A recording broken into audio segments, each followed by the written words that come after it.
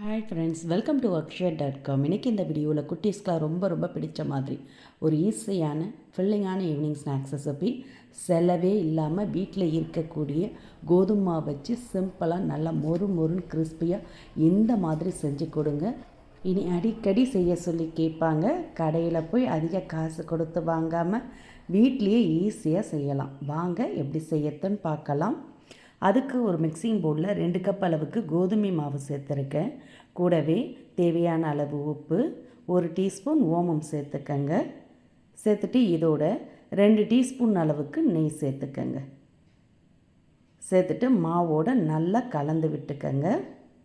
இது மாதிரி நல்லா கட்டிகளாக இல்லாமல் ஈவனாக கலந்துக்கங்க. நெய் சேர்த்துருக்கோம், அதனால் நல்லா கலந்து விட்ட பிறகு தேவையான அளவு தண்ணி கொஞ்சமாக சேர்த்து சப்பாத்தி மாவு பதத்துக்கு பிசைஞ்சிக்கங்க. இது மாதிரி மாவை பிசைஞ்சிட்டு இதை அப்படியே மூடி வச்சுடுங்க. ஒரு 5 நிமிஷம் அப்படியே ஊறட்டும். இதுக்கு வேண்டிய ஸ்டஃபிங் ரெடி பண்ணி எடுத்துகிட்டு வந்துடலாம். அதுக்கு மிக்சிங் பவுலில் 2 மீடியம் சைஸ் வெங்காயத்தை இது மாதிரி ரொம்ப பெருசாகவும் இல்லாமல் பொடிசாகவும் இல்லாமல் கட் பண்ணி எடுத்து வச்சுக்கோங்க. அதோட 1/4 கப் அளவுக்கு அவல் சேர்த்துக்கங்க. நான் லேசான பேப்பர் அவல் தாங்க சேர்த்துருக்கேன். அதை அப்படியே சேர்க்காமல் இது மாதிரி கைகளால் நுணுக்கிட்டு சேர்த்துக்கங்க. முழுசாக இல்லாமல் ஒன்றும் பாதியமாக உடச்சி விட்டு சேர்த்துட்டு இதோட தேவையான அளவு உப்பு சேர்த்துக்கங்க. சேர்த்து இந்த வெங்காயத்தோடு நல்லா கலந்து பிசைஞ்சிக்கங்க. உப்பு சேர்த்ததுமே வெங்காயத்தில் தண்ணீர் பிரிஞ்சு வரும். அதை எல்லாத்தையும் இந்த அவல் உறிஞ்சிடும். அதனால தான் அவல் சேர்த்துருக்கோம். இப்போ நல்லா கைகளால் பிசைஞ்சு விட்டு கலந்த பிறகு இதோட பொடியாக கட் பண்ண 2 பச்சை மிளகா, கொஞ்சம் இஞ்சி சேர்த்துட்டு கூடவே ஃப்ரெஷ்ஷான கொத்தமல்லி இலைகளும் பொடியாக கட் பண்ணி சேர்த்துக்கங்க. சேர்த்துட்டு இதோட 1 டீஸ்பூன் மிளகாய்த்தூள், 1 டீஸ்பூன் மல்லித்தூள், 1/2 டீஸ்பூன் கரம் மசாலா பொடி, 1/2 டீஸ்பூன் ஜீரகப்பொடி. ஜீரகப்பொடி இல்லாட்டி நீங்கள் முழுசாக கூட ஜீரகத்தை அப்படியே சேர்த்துக்கலாம். கூடவே 1 டீஸ்பூன் லெமன் ஜூஸ் சேர்த்து நல்லா கலந்துக்கங்க. இது மாதிரி நல்லா மசாலா எல்லா இடம் பரவுற மாதிரி கலந்து எடுத்து வச்சுக்கோங்க. இப்போ வெங்காயம் மசாலா ஸ்டஃபிங் ரெடி ஆகிடுத்து.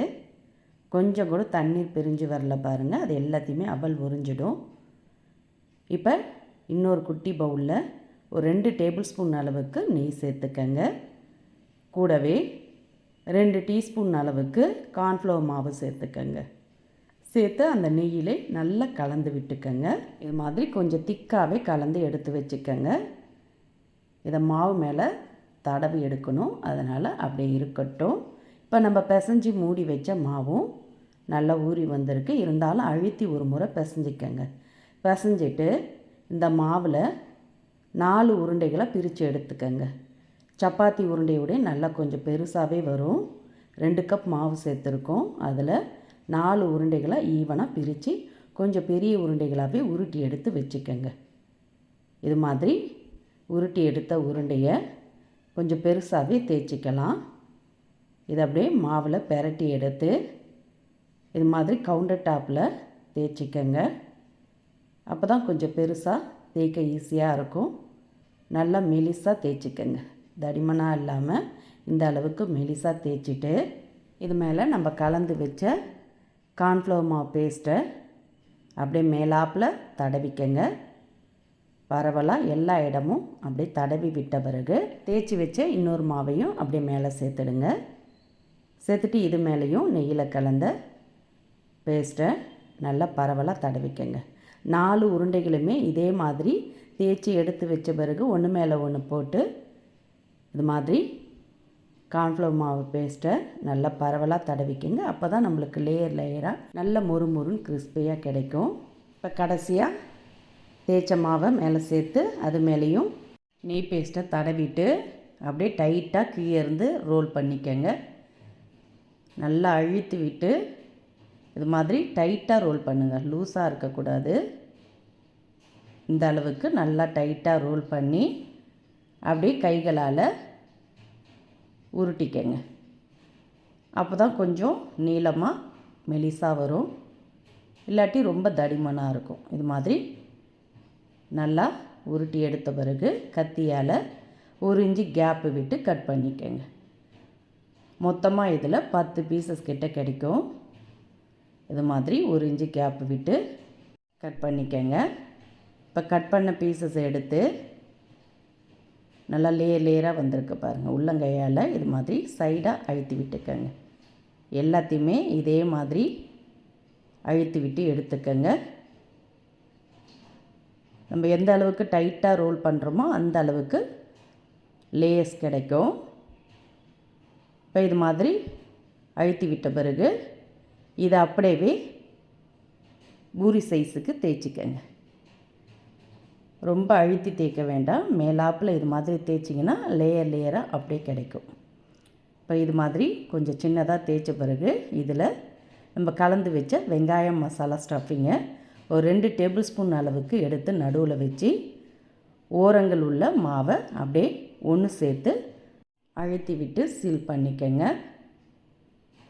ஸ்டஃபிங் வெளியே வராத அளவுக்கு இது மாதிரி அப்படியே ஓரங்கள் எல்லாத்தையுமே ஒன்று சேர்த்துக்கங்க.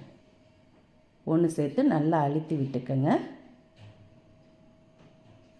பாருங்கள், இப்போ அழுத்தி எடுத்த மாவை கீழே வச்சு லைட்டாக கொஞ்சம் தட்டையாக ப்ரெஸ் பண்ணி எடுத்துக்கங்க. இதே மாதிரியே எல்லாத்தையுமே செஞ்சு எடுத்து எண்ணெயில் போட்டு பொரித்து எடுத்துக்கங்க. எண்ணெய் நல்லா சூடானதும் அடுப்பை மீடியமாக வச்சுட்டு எத்தனை உள்ளே சேர்க்க முடியுதோ அத்தனை உள்ளே சேர்த்துக்கங்க. 3 4ன்னு சேர்த்து பொரித்து எடுத்துக்கங்க.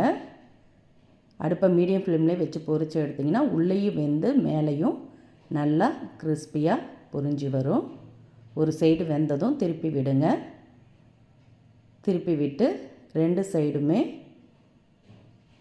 பொன்னிறமாக செவந்து வந்ததும் எடுத்துடுங்க. 2 சைடுமே செவந்து வந்திருக்கு. நல்லா லேயராக பிரிஞ்சு வந்திருக்கு பாருங்கள். நல்ல மொறுமொறுன்னு கிறிஸ்பியாக சூப்பராக இருக்கும். ரொம்ப கலர் மாறிடாமல் இது மாதிரி லைட்டாக செவந்ததும் எடுத்து பிளேட்டுக்கு மாற்றிடுங்க. மீதம் உள்ளதையும் இதே மாதிரி பொரித்து எடுத்துருங்க. செலவே இல்லாமல் வீட்டில் இருக்கக்கூடிய கோதுமை மாவு வெங்காயமும் சேர்த்து இது மாதிரி வெங்காய பப்ஸ் ரெசிப்பியை கண்டிப்பாக ட்ரை பண்ணி பாருங்கள். சூப்பராக அருமையான மொறு ஸ்நாக்ஸ் ரெடியாக எடுத்து இதில் 2 சாப்பிட்டு டீ குடித்தாலே வயிறு நல்லா ஃபில்லிங் ஆகிடுங்க. எந்த அளவுக்கு மொறுமொறுப்பாக இருக்குது. நீங்களும் இதே மாதிரி இதே அளவுகளோட வீட்டில் இருக்கக்கூடிய பொருட்களை வச்சு சிம்பிளாக செலவே இல்லாமல் செஞ்சு கொடுத்து பாருங்கள். இனி அடிக்கடி செய்ய சொல்லி கேட்பாங்க. இந்த ரெசிபி பிடிச்சிருந்தால் வீடியோக்கு ஒரு லைக் கொடுங்க. ஃப்ரெண்ட்ஸ் அண்ட் ரிலேட்டிவோட வீடியோவை ஷேர் பண்ணுங்கள். மறக்காமல் நம்ம சேனலையும் சப்ஸ்கிரைப் பண்ணிவிடுங்க. நன்றி, வணக்கம்.